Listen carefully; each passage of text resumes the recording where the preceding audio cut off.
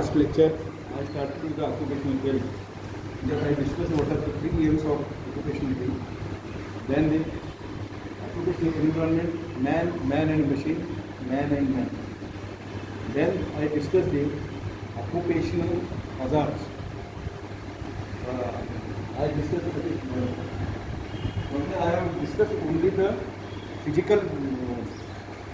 This man, environment of man is divided under 3 headings: physical, chemical, and biological. I have discussed the physical one.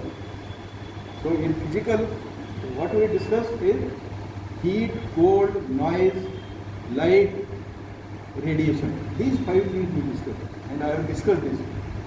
Today I will discuss the chemical environment as far as the man is considered. Chemical environment is classified under 3 headings: dust and its particles.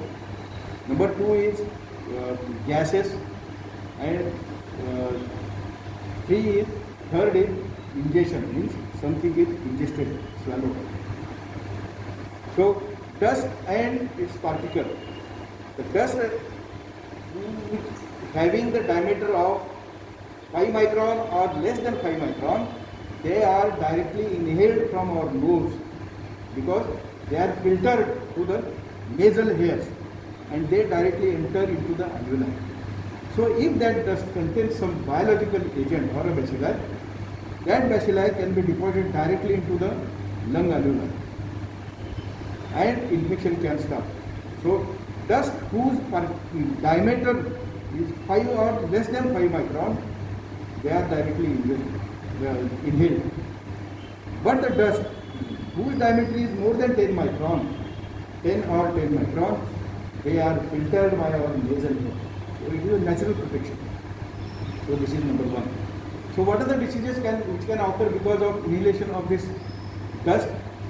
This dust may contain the bacilli like tuberculosis, Corynebacterium diphtheria, which causes pneumonia, tuberculosis, which causes mycobacterium tuberculosis, which causes the tuberculosis.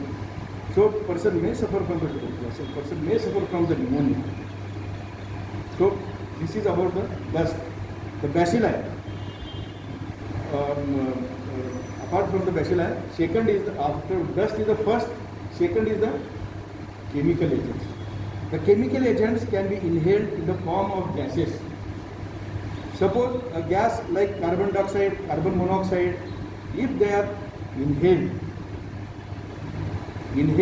it will affect the process of diffusion. Diffusion of gases occurs at the epithelial-endothelial system in the alveoli.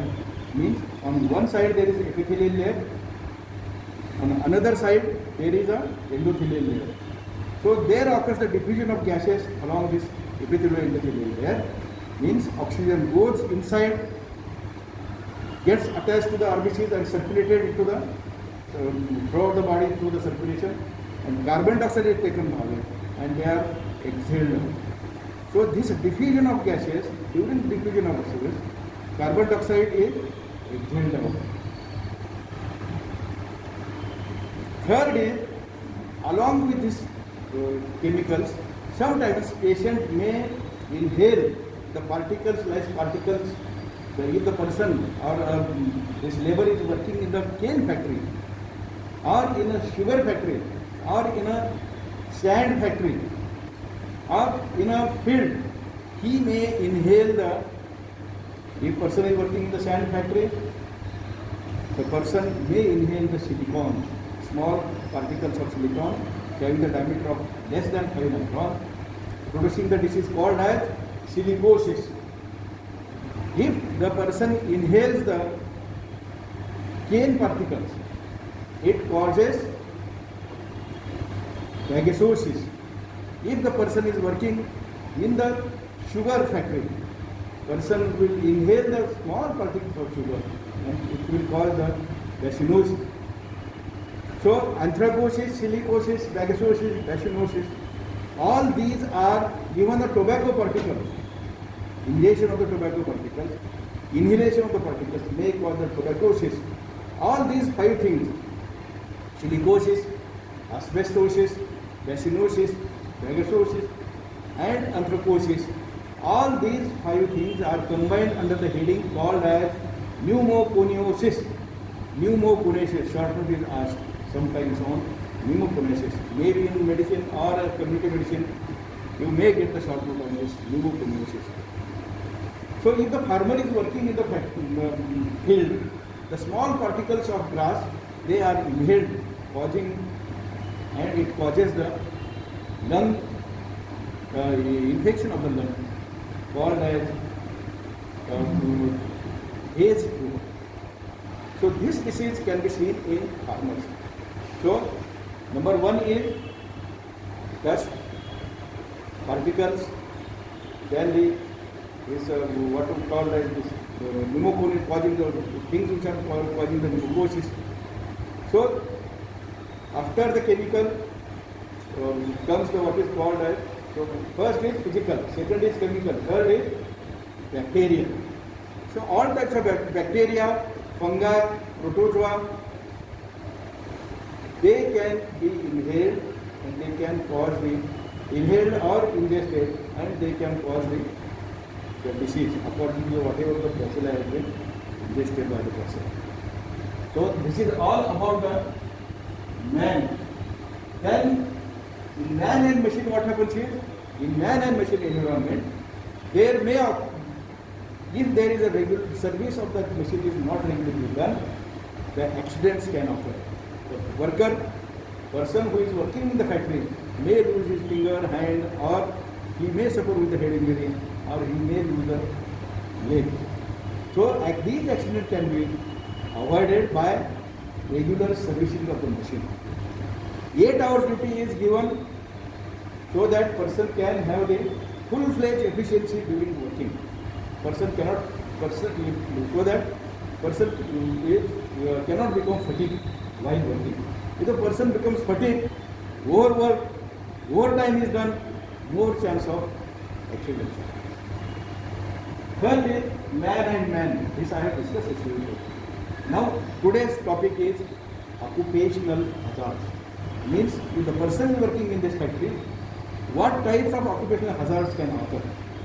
Hazards means, if you understand, means bad effects, adverse effect, disease. So occupational hazards are according to the whatever this environment I have discussed, physical, chemical and biological. So remember how to remember this topic. 3 M's, 3 environment, 5 hazards. So hazards, if the person is working in the bright light, what hazards you can feel? Person is unable to accommodate. Accommodation is lost. Person may get the conjunctivitis. Person may get the severe headache. Person may not concentrate on the work. Annoyance. So these are all the hazards. Remember the physical agents. Remember the chemical and biological agent. According to that, hazards has to be. So this is our bright light. If light is less, means again there will be eye strain. Efficiency of the working condition at the working condition is decreased. Same thing occurs in cold. Same thing occurs if there is lot of noise. Yesterday I have discussed it. So these are the hazards. And if the person, just I told you, person is working in various factories, may suffer with the pneumoconiosis, silicosis, anthracosis, agastosis, bacillinosis, asbestosis, tuberculosis. All these 5 6 conditions are categorized under the heading of pneumoconiosis. So corresponding to the each physical, chemical and biological agent, biological types of man environment, the occupational hazards are discussed. Then how to prevent this occupation? So this is done by 3 things. Number 1 is regular medical examination of a worker before they get the appointment. Regular periodical medical checkup to find out whether the person is suffering from anemia, blood pressure, diabetes, These are the commonest diseases, even a psychological problem, psychosis. These problems can be detected by doing the periodical medical examination. Number 2 is design of the building. The person where they are working in the factory, the building has to be designed properly, taking care of good ventilation. Good ventilation. So if there is a window, there should be the door or a window in front of the building. Good ventilation, adequate light, noise should be less, so that person can concentrate on the work and person can give his 100% efficiency for doing the job.